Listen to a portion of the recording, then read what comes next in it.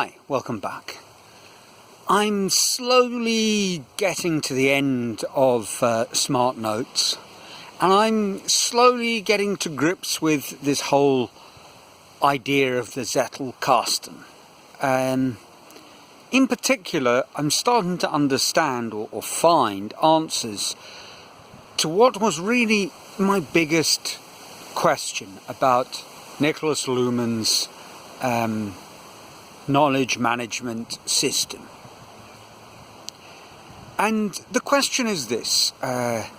First of all, just to recap for anyone who's missed out on a description of how the system works, essentially, when you're reading or digesting any sort of material for research purposes, you do so with pen in hand, and you write fleeting notes, quick notes to jog your memory later on. These quick notes are then distilled down into something essential and atomic in nature, a sort of a, in your own words, standalone idea. And these ideas are then put in on a card, each one idea per card, into the slip box. The note is the Zettel and the Kasten is the box or container, whether it's real, as in a library catalogue type of system, or virtual in the case of software like Obsidian or Rome or things like that. Anyway, your note goes into the system and it is then linked to other notes. And over time, the notes form a network, a web of knowledge. But there's an important point that Luhmann makes about how you put these notes into the system, which was really puzzling me. And it's that you do it without categories. So, although a physical view of what the Zettelkasten might look like may remind one of those old library catalogues with the little drawers that came up. Very nice. I'd love to get my hands on one of them, but where you'd find them I have no idea. It looks like that, but quite unlike the library catalogue system, if you think of a library non-fiction catalogue, there are no categories. Luhmann makes this very clear that if you start by putting your notes into kind of prescribed categories, pre-arranged categories, then you really defeat the whole purpose of the system, which is to generate in an organic sort of way new and surprising connections. It's a sort of systematic serendipity. But that said, the notes are connected. They are connected via a question that you pose yourself, which is, in what context would I want to revisit this note? That was what was puzzling me. You know, what do we mean by, or what does he mean by context, as opposed to category? And so I've been struggling with that a little bit. As I read through the book, I get a good idea behind the philosophy of why one would want to have a personal knowledge management system, and I have a much clearer idea about the views in connection with how you read, how you acquire knowledge, what knowledge is and what it isn't. But it was very unclear to me in the end how this would all work in practice. I mean, consider Luhmann.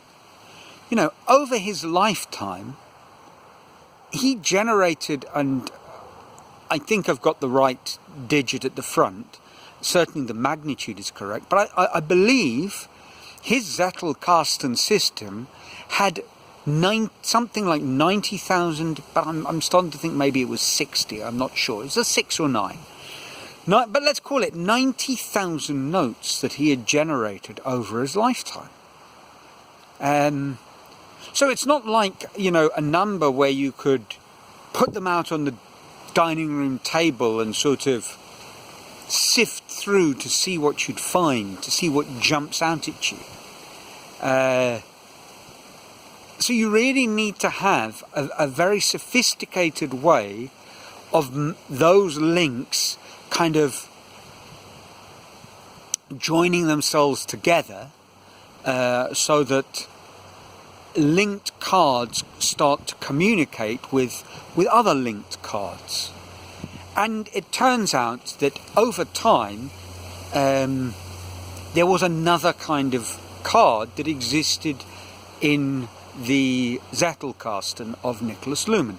And this is what, for want of a better word, it's an English translation, he would call a hub. So there would be cards that would essentially simply detail collections of linked cards. Now, keyword searches, when you're doing this virtually, kind of generate that of their own accord. But this is something that I'd like to explore a little bit more before committing myself to actually doing the Zettelkasten method of knowledge management. And it is a commitment, because Luhmann makes it very clear that this is something that will bear fruit after a period of years rather than weeks or months. So you've got to be ready to go into it for the long haul. And there are alternatives.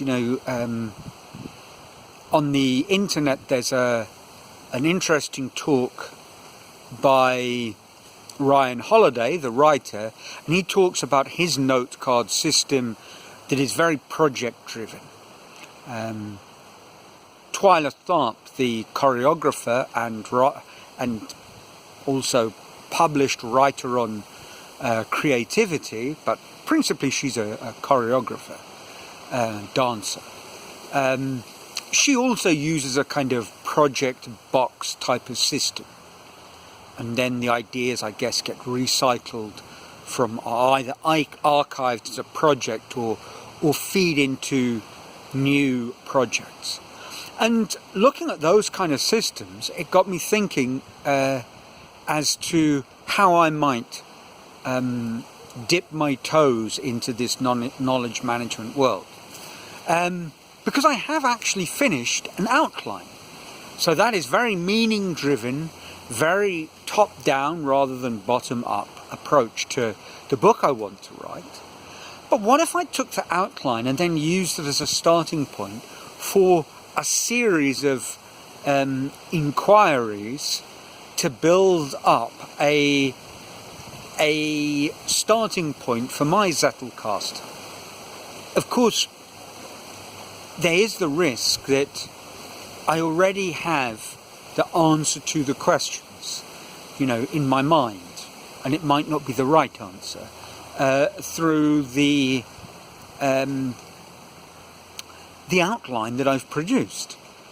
But if I'm being truly honest, and I've been rereading a sort of bound, photocopied collection of the outline pages, there's a lot of loose ends and there's a lot of things that need to be shuffled around and a lot of places that need to get revisited. And so it's by far from a sort of a finished work.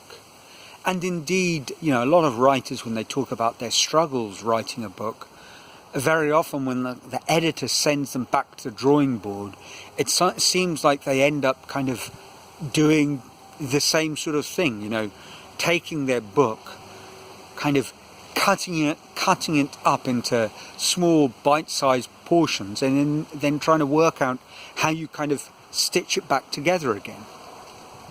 So that might be the way into this idea.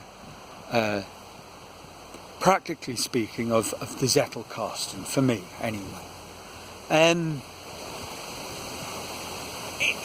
This whole line of thought did bring on to me the thought about how reliant we are on categories and how they're so often imposed arbitrarily on us. People who claim to be impervious to these sort of things and totally spontaneous, the kind of person who'll say, I don't follow fashion, I just wear anything. Well, do you? Because your socks match.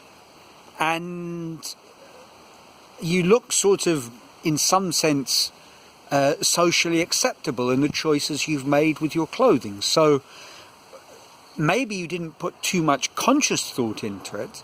Maybe someone else has put a bit of unconscious thought in it for you.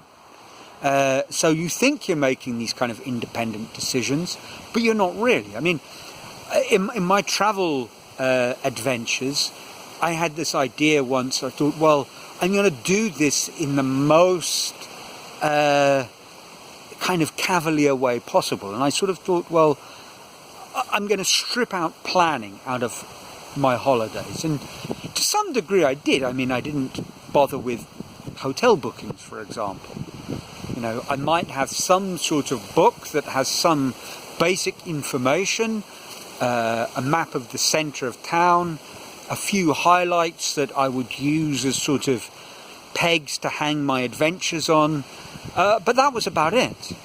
And once I even went as far as going on a holiday where I packed a bag, I had a week off, and packed my backpack, got a tube to the bus station in Sao Paulo, and then went to a company, looked up at the town's names, and just picked one. But of course, it wasn't just one. I mean, in the end, I conveniently picked one of the towns that was in a state I hadn't visited yet. And in that sense, well, that was my system. And I had an organising principle, albeit quite an arbitrary one. I was going to visit all the states in Brazil. There's 27 if you include the federal district. Brasilia, the city, is a separate sort of a city-state.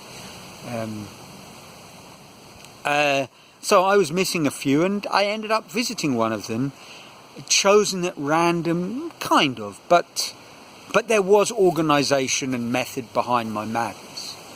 So I think at the beginning of this process, and Lerman seems to suggest, and when I'm talking about Lerman rather than Zonka Arends, it's because I've started visiting a website dedicated to Zettelkasten, which shares a lot more of his direct sort of writings and thoughts. He appreciated that you needed to start with some organisation, but that the Zettelkasten would develop organically from that. So perhaps my book outline will be like the 27 states of Brazil, a sort of seed from which a chaotic system will grow, but a chaotic system that will yield tasty fruit. Who knows? Time will tell. And I certainly won't be able to tell you next week, but maybe by 2025 I'll have some answers to that question. Anyway, that's it for this week. As always, I'd love to hear your thoughts. I trust you're well and your lives are filled with joy and opportunities and possibilities. So until next week from a sunny Brazil, ciao.